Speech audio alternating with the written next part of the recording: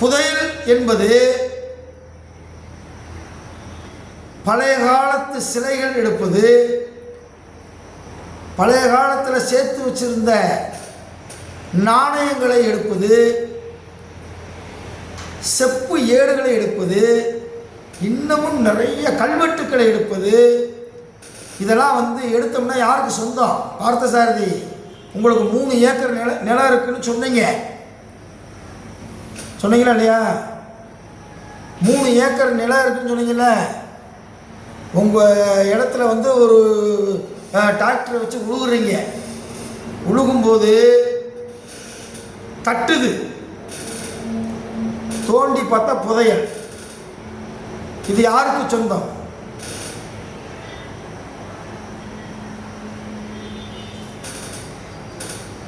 பார்த்தசாரதி,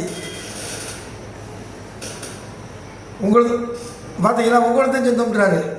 ஏன்னு கேட்டால் அவர் இடமா அவர் இடத்துல இருக்கக்கூடிய அனைத்தும் எனக்கு தான் சொந்தம். சார், இடமே நமக்கு சொந்தம் கிடையாது தெரியுமா உங்களுக்கு? அஸ்பர் லா படி உங்கள் இடமே சொந்தம் கிடையாது. அரசுக்கு வேண்டும் என்றால் யாருடைய இடத்தை வேண்டுமானாலும் எடுக்கலாம். அரசு நினைத்தால் உங்களுக்கு 100 ஆண்டுகள் கொடுக்கலாம், 100 வருஷம் லீஸுக்கு கொடுக்கலாம். அப்போ அடிப்படை சட்டம் என்ன சொல்லுது அப்படின்னா, முறையாக பார்த்தா இவருக்கு தான் சொந்தம். ஏன்னா கஷ்டப்பட்டு கடனை வாங்கி அந்த இடத்த வாங்கியிருக்காரு. அதில் இருக்கக்கூடியது பூரா அவருக்கு தான் சொந்தம். ஆனால் சட்டம் அப்படி சொல்லவில்லை. சட்டம் அங்கே இருக்கக்கூடிய சிலைகள், கல்வெட்டுக்கள், பழைய காலத்து தங்க நாணயங்கள், இது எல்லாமே அரசுக்குத்தான் சொந்தம். அது உங்களுடைய இடத்தில் எடுத்ததாக வரலாற்றிலே பதிவு செய்து விடுவார்கள். இது தெரிஞ்சிச்சுன்னா உடனடியாக உங்களுக்கு வருவாய்த்துறை, ரெவென்யூ டிபார்ட்மெண்ட்லேருந்து உடனே வந்துடுவாங்க. அதை ஆவண பாதுகாப்புக்கு அனுப்பி வைத்து விடுவார்கள். ஆகவே இன்னமும் நமக்கு டெய்லி கிடச்சிக்கிட்டே இருக்குது. கல்வெட்டுகள் கிடைக்குது, நாணயங்கள் கிடைக்குது. இன்னமும் நிறைய இடம் தோண்டாமல் இருக்குது. ஃபுல்லாக தமிழ்நாடு ஃபுல்லாக ஒரே நேரத்தில் எல்லாம் ஒரு 10 அடி ஆழத்துக்கு தோன்றணும்னா ஏகப்பட்ட புதையல்களை எடுக்கலாம். அந்த அளவுக்கு நம்ம முன்னோர்கள் சேர்த்து வைத்தார்கள். அந்த காலத்தில் பேங்க் நாணயத்தை சேர்த்து வைக்கக்கூடிய பேங்க் பூமி தான். பூமியில் தான் ஒழிச்சு வைப்பாங்க. ஒழிச்சு வைக்கிறவர் திடீர் மரணம் ஏற்பட்டோ போயிட்டாருன்னா அது புதையலாக மாறிவிடும். இன்னமும்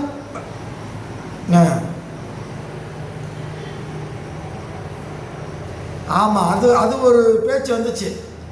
வீரப்பன் காட்டுக்குள்ளே போனோம்னா நிறைய புதையல் கிடைக்குன்னு. இன்னும் போகிறீங்களா? ஐடியா இருக்கா? ஆமாம், இல்லைங்க, ஈரோடு தான் உங்களுக்கு பக்கம் தான், சத்தியமங்கலம் பக்கத்தில் தானே இருக்குது. அதெல்லாம் நிறையா இருக்கிறதா நம்ம இன்னமும் புதையல் கிடச்சிக்கிட்டு தான் இருக்குது. அந்த அடிப்படையில் கீழ்நோக்கில் கிணறு வெட்டுதல், புதையல் எடுத்தல், அஸ்திவாரம் போடுவது, தானிய களஞ்சியங்களை அமைப்பது, வேலி அமைப்பது, பூமிக்கு கீழே விளையும் கிழங்கு வகைகளை நடவு செய்வது. உருளைக்கிழங்கு பெரும்பாலும் பூமிக்கு கீழே இருக்கக்கூடிய கிழங்கு வகைகள் அனைத்தும் மனிதனுக்கு தீமை செய்யக்கூடியது. கிழங்கு வகைகள் கடலை, நிலக்கடலை, சக்கரவள்ளி கிழங்கு, வெங்காயம், மஞ்சள், சூப்பர், தேங்க்யூ. மஞ்சள், அதுக்கடுத்து என்னது? வெங்காயம், இஞ்சி, வேற என்ன இருக்கு சொல்லுங்க?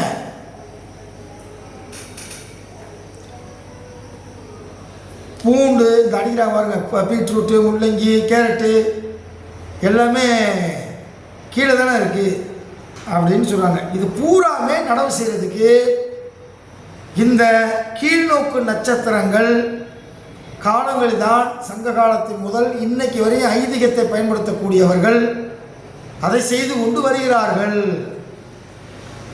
அதுக்கடுத்து சமநோக்கு, கீழையும் இல்லை மேலையும் இல்லை, சமமாக செய்யக்கூடிய விஷயங்கள் எந்த நட்சத்திரத்துக்கு பொருந்தும் அப்படின்னா அஸ்வினி, மிருகசீரிடம், புனர்பூசம், அஸ்தம், சித்திரை, சுவாதி, அனுஷம், கேட்டை, ரேவதி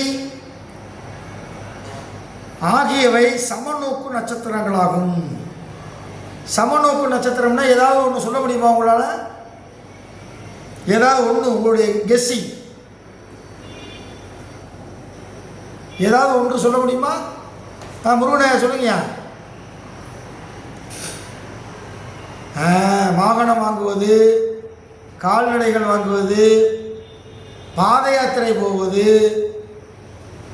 நடந்து பாத யாத்திரை போகிறது, உழவு தொழில் செய்வது, உழவு தொழில் உழுகிறது, வாய்க்கால் அமைப்பது, வாய்க்கால் வெட்டுறதுக்கு கூட அன்றைக்கி பார்த்துருக்காங்க. வாய்க்கால் வெட்டுவது, உரமிடுவதற்கு உரத்தை போடுறது, யூரியா, ஆட்டுச்சாணம், மாட்டுச்சாணம், குப்பைகள் இதெல்லாம் அந்த இடத்துல போட்டு அதுக்கப்புறம் தான் உழுக ஆரம்பிப்பாங்க. செய்வது, உரமிடுவது, படரும் செடி கொடிகளை விதைப்பது, படரும் செடி கொடிகளை விதைப்பது, இது போன்ற அமைப்புகள் உடையது தான் இந்த சமநோக்கு நட்சத்திரங்களில் இதை செய்வார்கள். அதுக்கடுத்து ஆகாத நட்சத்திரங்கள், ஆகாத நட்சத்திரங்கள் அப்படின்னு சொல்லி சில லிஸ்ட் இருக்கு. பரணி, கார்த்திகை, திருவாதிரை, ஆயில்யம், மகம்,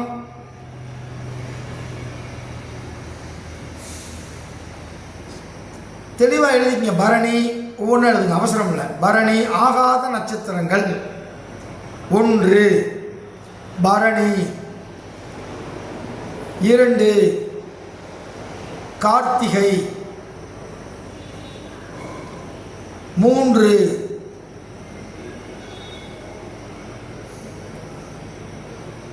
அசுவ நட்சத்திரங்கள் தான். 12 நட்சத்திரம் இருக்கா? 12. இதை இப்போ கண்டுபிடிச்சிருவோம். 2 நட்சத்திரம் சொல்லிடுவோம். இப்போ பார்த்துருவோம். பரணி, கார்த்திகை, திருவாதிரை, ஆயில்யம், மகம். ஐயா மைக் ஆஃப் பண்ணிருங்க, சவுண்டு கேட்குது. பூரம், ஓகே, சித்திரை, சுவாதி, விசாகம், கேட்டை, பூராடம்,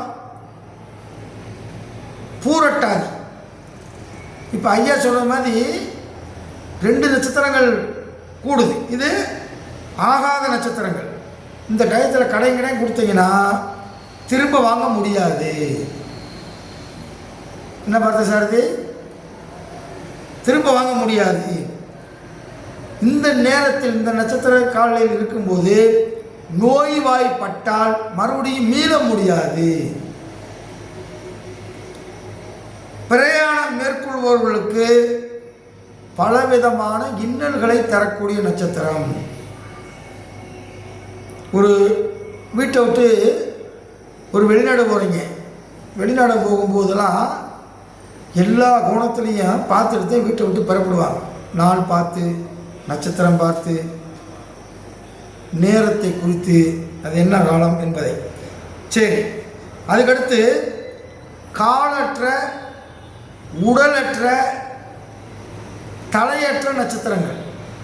கால் இல்லாத நட்சத்திரம், தலை இல்லாத நட்சத்திரம், உடல் இல்லாத நட்சத்திரம் என 3 வகைகளாக நட்சத்திரத்தை பிரித்தார்கள். இப்போ காலற்ற நட்சத்திரம், 2 ராசிகளில் நிற்கும் நட்சத்திரங்களே இப்படி அழைக்கப்படுகின்றன. 2 ராசிகளில் நிற்கும் நட்சத்திரங்களே இவ்வாறு உணரப்படுகிறது. இவற்றை உடைத்த நட்சத்திரங்கள் என்று பெயர். சூரியன், கார்த்திகை, உத்திரம், உத்திரடம் ஆகிய நட்சத்திரங்கள் காலற்ற நட்சத்திரங்கள். செவ்வாயின் நட்சத்திரங்களான மிருகசீரிஷம், சித்திரை, அவிட்டம் இது உடலற்ற நட்சத்திரங்கள். அடுத்து தலையற்ற நட்சத்திரங்கள். தலை போடுங்க. குருவினுடைய நட்சத்திரங்கள் புனர்பூசம், விசாகம், பூரட்டாதி ஆகிய நட்சத்திரங்கள் தலையற்ற நட்சத்திரங்கள். இந்த தலையற்ற நட்சத்திரங்கள் இரட்டைத்தன்மைகள் உடையவை. இரட்டைத்தன்மைகள் உடையவை. நிலையான பலன்களை இவை வழங்குவது இல்லை. நிலையான பலன்களை வழங்குவதில்லை. சரி, இப்போ 12 ராசி மண்டலத்திலையும் மேஷத்தில் எத்தனை நட்சத்திரங்கள் வருது, ரிஷபத்தில் எத்தனை நட்சத்திரங்கள் வருது, எத்தனை டிகிரியிலிருந்து எத்தனை டிகிரிக்குள்ளே அந்த நட்சத்திரங்கள் வந்து அமையுது, அதை பற்றி இப்போ நான் சொல்கிறத விட நான் ஒரு போர்டில் வந்து விளக்கி அதை உங்களுக்கு வீடியோ அப்லோட் பண்ணுறேன், அந்த லிங்க் அனுப்புகிறேன். இருந்தாலும் இப்போ வாய் மொழியில் சொல்கிறேன், என்ன அவர் வாயில் நடத்துகிறாருன்னு நினைக்க வேண்டாம். இதை தனியாக நம்ம ஒரு வீடியோ போட போகிறோம். பெரிய சார்ட் போட்டு எத்தனை டிகிரிக்குள்ளே இருந்தால் எந்த பாதத்தில் அது வருது